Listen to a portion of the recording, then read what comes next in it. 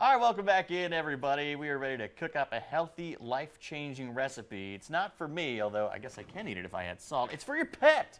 Veterinarian Ruth Roberts, the originator of the original Crock Pet diet. Yes, I said Crock Pet. It's a play on Crock Pot. She's here with a complete and balanced home-cooked diet for your dog or your cat. Ruth, thank you so much for coming on. This is fascinating. I got to tell you, I'm a little skeptical, though, so you're going to walk us through what we're doing today. That's exactly it, John. And that's the whole point. Most people are cringing when I say, let's cook for your pet. And really, it's very quick and easy. We'll do a big batch of food, so you'll only have to cook once or twice a week. Okay, so really instead simple. of buying the big bag of dog food, you do that once or twice. You got it. And then does that cost kind of even out a little bit, you think? It's probably a little bit more expensive, but on the other hand, you can prevent a whole lot of health issues this way versus other issues that might come up with the bags of food. Okay, so this is a really healthy recipe. It's going to, make your dog or cat a little bit healthier and hopefully get them on the road where they need to go. All right, so what do we need to do? So here's what we're going to do. We've got everything pretty much laid out in front of us, and when I go to load the crock pot, I just start with the hardest stuff at the bottom, and we just go from there. So we're going to start with a half a pound of dried kidney beans. Okay. Just dump those in. For your protein. Well, partly, and actually the proteins are in the refrigerator behind you. Then we're going to add 6 medium carrots, and all of these vegetables are washed. I don't really trim them up because by the time this thing is finished cooking, it's going to be complete mush. Soft, kind of mushy. Very easy, Perfect very for easy. your dog or your cat. Exactly.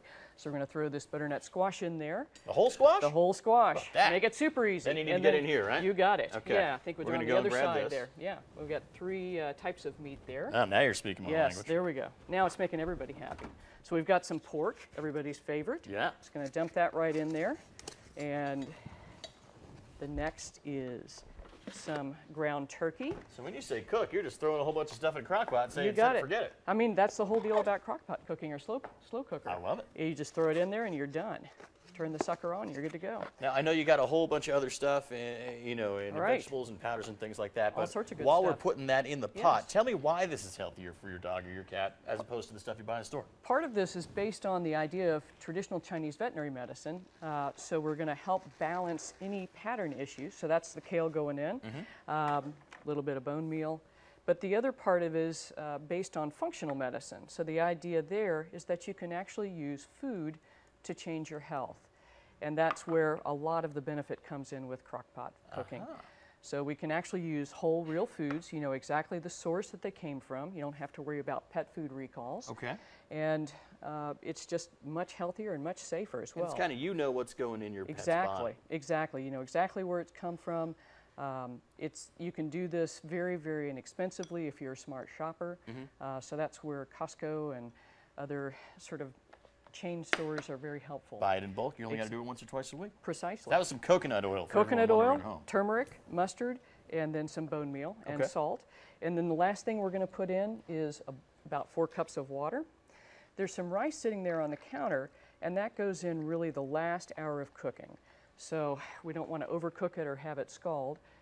And that's pretty much it. So once you've got the top on this thing, as it starts to cook down, the top will settle in. We set it on low for 8 hours, and that's really all you have to do. 8 hours. That's it. That's it. Then you got dog food for what, like a For, week? yeah, depending on the size of your pet. Sure. And then oftentimes with the big dogs, we'll use a roaster oven, which will hold 3 recipes, so it's really quick. That is cool. Yeah. Now, would you recommend getting a separate crock pot if you're going to do this at home?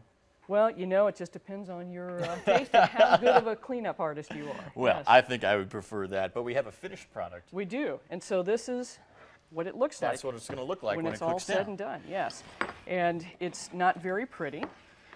Yes, you can eat it because it is real people food, and very simple to finish up. So you can either use a potato masher to mash it up, or my other new favorite appliance is an immersion blender, which makes this go really quickly. That looks pretty heavy duty. Yes, it'll get you there in a half. I like it a lot. Yeah. Where can we get the recipe? So if you go to our website at sundogcatmoon.com, we'll have a little email sign up, and just put your email and your name in. We'll send you a link to the recipe.